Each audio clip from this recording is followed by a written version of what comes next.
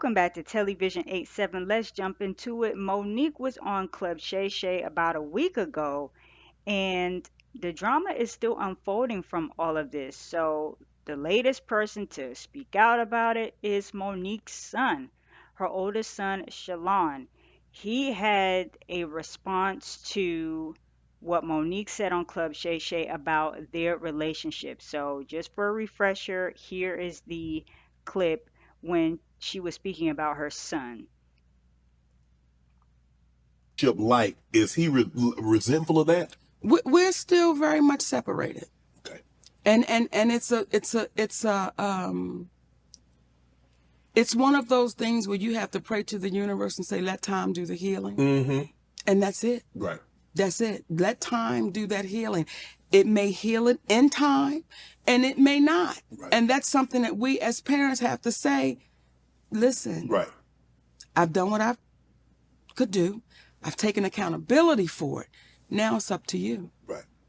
That's like when somebody's saying, Shannon, I want to apologize to you. Now it is up to you. Whether or not to accept it. Whether or not to, but once I give it to you, I've done my part. And don't apologize like no punk. I'm just sorry for everything. That gets your ass out of it. No, break it down. Time around. What's your relationship like? All right, so that's what Monique had to say about her and her son's relationship. Now, she did mention when he was younger, she had to go get it. She was out on a grind, and their relationship, of course, was not the best because of that. So, in response to this, her son, he had a lot to say about their relationship and just telling his side of the story. Monique spoke her truth about it, and now he spoke his truth about it. And here's what he had to say. To address the Club Shay Shay interview that she did, where she states that she prays to the universe in regards to reconciling our relationship, as I stated, is odd. My mother and I both know that that is a very false narrative, and I would like to free her of having to continue telling that lie. Faith without work is dead, and neither one of us cares to put forth any effort to reconcile with the other. We are separate, as she put it, because she doesn't care to be my mother any more than I care to be her son. Neither one of us has had the desire to reach out to the other in a very long time, and I don't think that either of us anticipates that feeling ever returning. Speaking with my mother directly, in my experience, will either lead to some odd newfound moment of clarity in regards to how she was as my mother, or she retreats back to daddy to move forward with a conversation. And I'm tired of hearing my mother's truths. But to address the Club Shay Shay interview that she did, newsflash, I'm not sure if people know, but standing in your truth doesn't make you noble. I'm not sure if people are aware of that. But responding this way, I feel as though it allows me to say my piece uninterrupted. To those wondering, well, why say something now? Call it a form of therapy for me, I suppose. But when her daddy had intentionally stated that they have 3 sons, but his wife is on the internet talking about the 4th son in a video that has millions of views, that rubbed me the wrong way. But anyway, to inform a child that you are not interested in being a mother at a time when that kid is the only kid, that has the potential to lead a child to believe that you are not interested in them specifically. Newsflash, I'm not sure if people know, but but to take it a step further, you also admit, my mother had also admitted to me that she didn't do the best job that she could do, which would also make one begin to question, all of your past decisions and prior emotional interactions. But to be completely honest and fair, those were things that I was willing to get over. Nobody's perfect, we're all human, but my mother showed a clear lack of humility, compassion, and consideration when taking any level of accountability for those things. My mother does a fantastic job of acknowledging a lot of things, but she doesn't take accountability very well, and anything that she may take true accountability for, it's only at her convenience, in my experience. But if I had to guess, though, her interest in being a mother probably started, but to take it a step further, around the time that she married her daddy and had his children. But that interest, obviously seemed one-sided, and as it should have been. By that time, I'm in my late teens, so to some degree, the excuse me, the neglect becomes easier to hide or validate, I guess you could say. There are now 2 baby boys in the house, that require attention. But still, during that time, however, I still watched her enjoy the love and admiration of total strangers more than my own. To this very day, my mother has never expressed to me when, if ever, she became interested in me as her son. That did lead me down a path of questioning my self-worth and struggling to understand the value of a mother in a child's life. In the interview, she also states that she gave me an apology, but an apology to a son from a mother that consciously showed no interest in him, holds around the time that she married her daddy and had no weight. There are still women to this day that my mother will give credit to for being more of a mother to me than she ever could. Her assistant, my cousin, being one of them. Every time, though, that my mother would state that she was right here whenever I was ready, that ideology still blows my mind today, that a person could openly admit to being an uninterested, not put my best foot forward type of parent, and be so self-centered that they still express to the kid, you have to come to me when you're ready. You got to come to me for us to make this right. Okay. But I'm not sure what my mother could possibly think that she has shown me in the past or have for me now that's not money, goodness gracious, that would make me want to come to her, or whatever those feelings was. No, wait. Supposed to be. A mother is supposed to be the first woman that a boy falls in love with. I loved my mother very much, but my mother loved things more than she loved me, and she would validate her love for me by giving me things, and would proceed to call me ungrateful or inconsiderate if said things did not have the desired effect. I couldn't imagine what it's like to be her, though, to ask God for what you want, and then he gives you what you need, though, only for you to ignore it and have the audacity to ask God for something else. And I'm glad I don't. I'm glad I didn't do that. And when he told you no, you went to the universe instead. By no means, though, do I want to give off any type of an impression that I am a victim of anything. It's not the case. As you can see, I'm smiling from ear to ear. Supposed to be. I'm alive. I'm happy. I'm a dad. I'm healthy, I think. I drink a lot of water. I'm getting over a cold now. I still have my days just like everybody else. And, there were a few things that she did teach me along the way. I did learn how not to love from my mother. I also learned to make sure that I never lose so much of who I am that I have to validate it through another person. And though I feel as though, in hindsight, I think she did it reluctantly, I do appreciate my mother, for showing me what the top of the mountain looks like. You know what I'm saying? It did give me perspective on what hard work and dedication can get you, but I don't want something like that at the cost of giving up something that I created.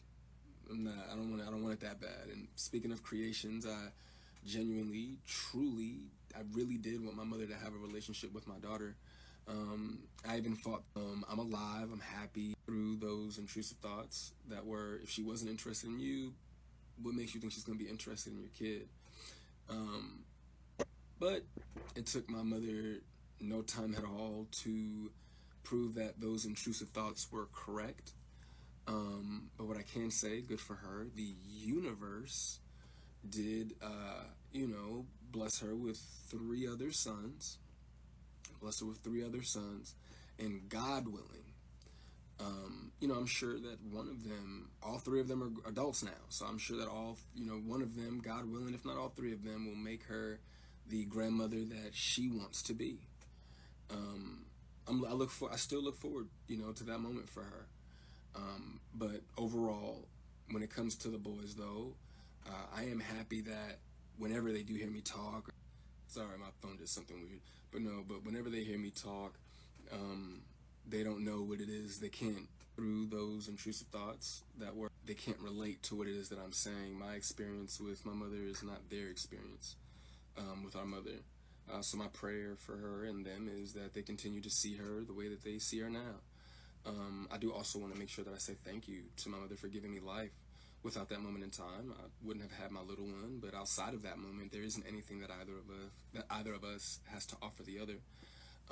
In my opinion, it's a waste of God's time and the universe's time for praying for something that you are not willing to put forth any effort to obtain.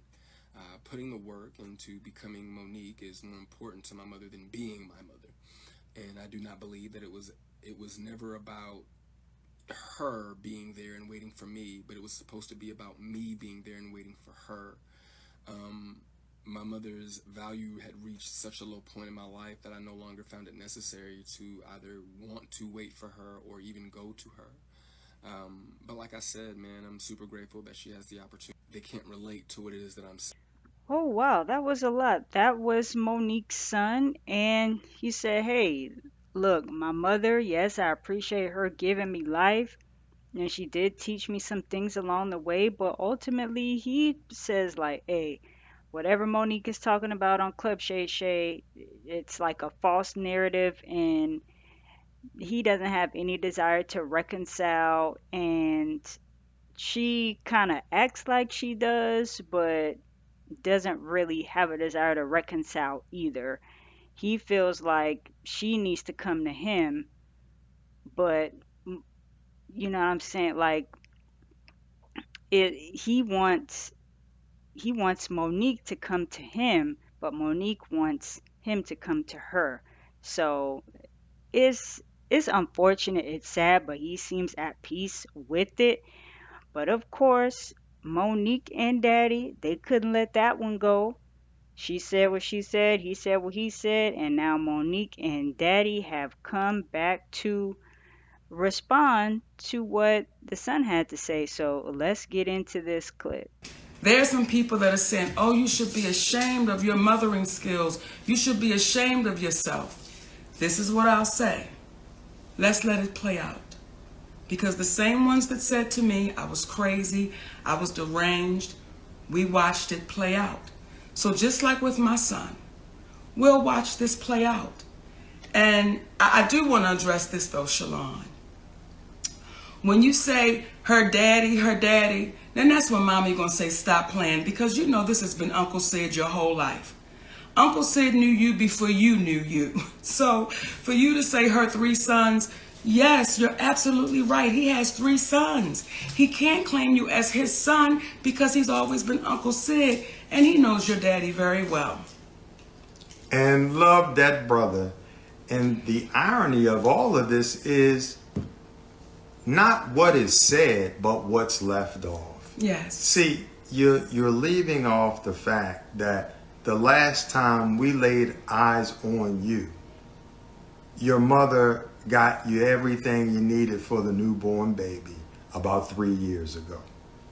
You're forgetting about how I, from Georgia, am talking you through getting your car after we gave you the half of the down payment for it. And you were 31 years of age, 32 years of age at that point. And I'm negotiating the deal with the dealer for you as you sit there. And you have the vehicle you're driving right now because of your mother. These are the things that you're leaving out when you're expressing what you're expressing in reference to your mother. You're not expressing the relationship that you have with your father, where you spoke ill to him, not to mention spoke ill to your mother, but somehow your mother and father and I all have a loving relationship. and communicate back and forth because of the love that we have for you. The one thing these individuals, and to the individuals out here that oftentimes speak after they've heard one side of the story, there's an old saying: believe half of what you see and none of what it is that you hear.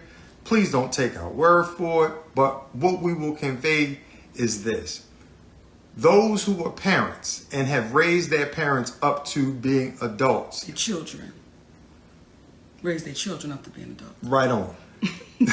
Those who are parents that raise their children into adulthood know that there comes a time and a place in which they determine their own decisions, their own path. You can have multiple children that are raised in one house, but they act and they take on different things.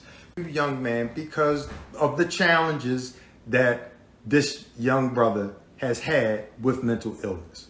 So we're communicating that out loud to speak to our community, to say, listen, y'all, if we have more public conversations, there will be less private angst. Come on. There will be less private issues that we carry on because we're afraid to communicate in front of white folks. I forgot to have my phone to read the last text message that I gave to you, Shalon, where I told you about the understanding of how you are speaking to a woman and how you as a man and how you perceive things may be completely different from how your wife, how your mother, how your sister, how your daughter will look at things. And when you learn how to communicate a little bit better, then things will happen a little bit better. These things, in the words of our great ancestor, Bob Marley, some people are so poor, all they have is money. Come on. Don't be that. Come on. Don't be that. I'm sorry to be chocolate. When I hear you, when I hear my son, when I hear you, Shalon, talk about money and stuff, it's like, baby, as I told you when you were younger, I told you as a man, don't let nobody introduce you to me. You know who your mama is. And when folks speak in reference to calling your seed, sometimes, especially when your seed decided to call things off with you because you didn't move for a 34-year-old, 32-year-old man in the time that he wanted to do, because you as a mother, you as an entertainer, you as an actress, you as a grandmother, you as a wife, allotted the time to see him, but he pushed you away. But then when it's time for him and it doesn't work for you, now it's a problem. Listen, it comes a point in time where when you become a man, when you become a woman, it is your obligation to do for you. To do for you. At 31, brother, 32, I'm sitting there on a conversation at the behest of your mother. Why? For you. Because I love my nephew. And we still love you, Shalon. That's why your mother and your father interact with one another, to let them be aware of what's happening with you. So if you think you're not loved, that's because you're not paying attention. And there are other dynamics that fall into play in which we completely understand. And for you too, we're going to keep the light on for you. But I find it extremely ironic that the last time you saw me, you wanted to be able to call me dad. And I couldn't allow you to call me dad because there's only one dad in your life. And he's a friend of ours. Come on. He's a friend of ours. So, again, we as people of color, let us stop being embarrassed about. There's some people that are saying, oh, you should be a Ooh, all right. That is Monique and Daddy's response to her son, Shalon. Now, if it's one thing Monique is going to do, she's going to give a lengthy response or lengthy call to action or whatever it is. Them two, the Monique and Daddy, they can talk. They sure can talk. So now what they are saying is, hey, Shalon, we've helped you with the car and with your daughter, but keep in mind that Shalon said that everything is not about money for him. So yeah, they may have done those things for him and helped him out, but to him, that's like he needs something more than that. So Sydney doesn't allow Shalon to call him dad because, his dad is still around and Sydney is like Uncle Sid and has been Uncle Sid to him his whole life. Um, it's just a lot. They bring up his mental health issues. They didn't really go into detail about what was going on, but they did slide that in there. So yeah, let me know what you guys think about all of that.